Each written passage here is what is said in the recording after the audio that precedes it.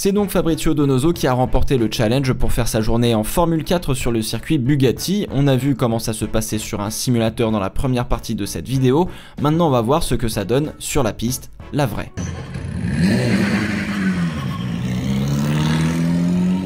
Pour revenir sur cette journée de février, rien de mieux que de demander directement à l'intéressé ce qu'il en pense. Je pense que je me trompe pas si je dis que c'est un rêve devenu réalité.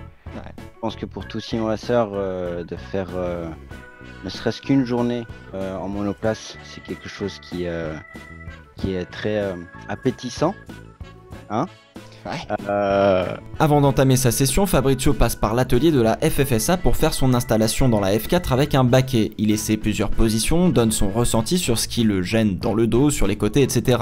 On fait les ajustements et son baquet est prêt. On aurait pu lui mouler un baquet directement pour avoir la position parfaite, mais cela ne vaut pas le coup, ça coûte cher et il ne roulera qu'une seule journée de toute manière. C'était le tout de faire quelques ajustements.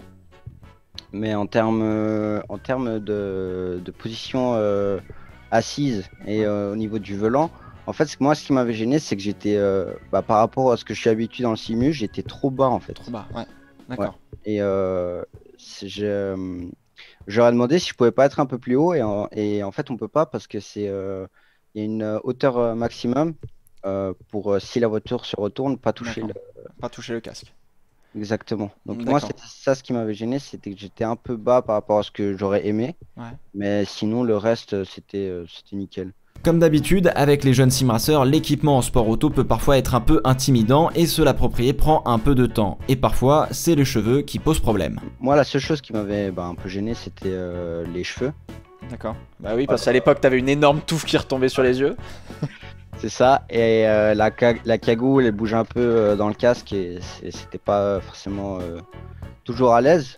La journée commence avec des conditions de piste humides, on monte donc des pneus pluie sur les monoplaces et il n'est pas tout seul, d'autres pilotes partagent la piste avec lui, dont le champion de Formule 4 japonaise. Bon, moi j'ai eu, on va dire, la malchance de commencer dans la pluie, mais en fait c'est juste une histoire de confiance. Ouais. Je me rappelle que les premières sessions, j'étais à... je dis sans peur, hein, j'étais à 10 secondes des temps quoi. Donc c'est clair que ça n'a rien à voir. Le simu t'apprendra jamais la pluie, je pense. D'accord. Je pense que le meilleur ça pour apprendre la pluie, c'est le karting. La différence entre simulation et piste est toujours aussi surprenante. Alors ça c'était le point, je pense, le plus important, les différences entre simu et réalité. Notamment en termes de pilotage, c'est clairement rien à voir. Enfin, il y a des similarités certes. Ouais. Mais au niveau de la précision de pilotage, ça se joue au millimètre quoi, en regardant la télémétrie en fait, parce qu'on avait de la télémétrie entre chaque session. Ouais, bien sûr. Et tu vois tout de suite les petites erreurs que tu fais que tu remarques pas forcément. Et quand tu repars pour corriger justement ces erreurs-là, ça fait une différence mais énorme en termes de comportement de voiture. Éviter les petits blocages juste en gardant le volant droit. Même si t'es un petit centimètre de volant, ça fait tout de suite la différence. Moi, il y a quelques virages qui m'ont marqué, c'est le T2, T3, donc la première chicane. Ensuite, le long droit qui remonte juste après. Ouais. C'est là où je ressentais le plus de force. D'accord. Centrifuge. Et le gauche-droite rapide, on va dire début de secteur 3. Ouais. Qui lui était vraiment kiffant à passer plutôt à fond, ouais. Et si l'effort physique n'est pas aussi violent que la F1, il est quand même présent et cela passe par la respiration et le serrage des ceintures. Au début c'était peut-être un peu trop relâché, la session d'après un peu trop serré. Ouais. Donc ça demande quelques petits ajustements par-ci par-là. Il faut quand même un peu de mouvement, je trouve. Ouais. Trop serré, c'est pas agréable. Tu bouges pas dans la voiture quoi, mais c'est plus compliqué à respirer surtout. Après, il y a deux virages que je prenais plus ou moins souvent en apnée, c'est le virage 4, justement, le long droite en montée. Ouais. Et le gauche droite rapide. D'accord, ok. Donc là, t'arrives, tu mets pied sur frein s'il faut, tu bloques la respiration, tu te concentres à fond finalement, et après tu souffles un peu. Un peu ça, ouais. Malgré cette différence entre le simu et la piste, cela ne l'empêche pas de faire ressortir le pilote qui est en lui. Je me suis sorti quelques fois. D'ailleurs, un moment, une anecdote, C'était au T1, bah c'est le T1 c'est à 210 si je me trompe pas avec le nouveau moteur F4, ouais. Et puis bah, j'ai bloqué et puis je spin à 210 quoi, donc la perdre à 210, ça passe tellement vite, t'as un ressenti de vide un peu, tu sais pas trop quoi faire. Ouais. Et bah tu laisses juste faire la voiture quoi, enfin le réflexe c'est de bloquer les freins pour que les pilotes derrière anticipent, il y en a, ça te calme tout de suite direct quoi. Dans l'après-midi, Fabrizio et tous les autres pilotes peuvent enfin passer les pneus slick, la piste a séché, il fait beau et donc c'est le moment de performer.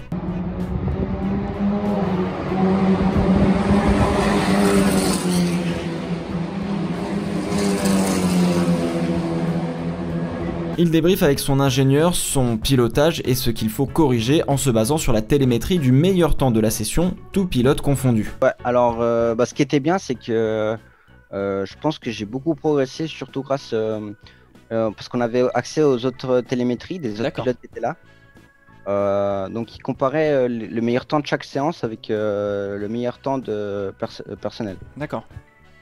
Donc bon, j'avais la chance qu'il y ait les deux japonais, on va dire les plus rapides, je pense. Bon, je voyais ce que je faisais bien, je voyais ce que je faisais pas mal.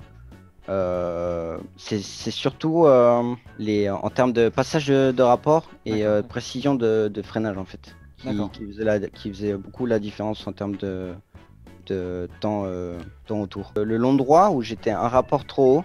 D'accord. Et après le gros joueur de rapide, tu as une sorte de droite plutôt long.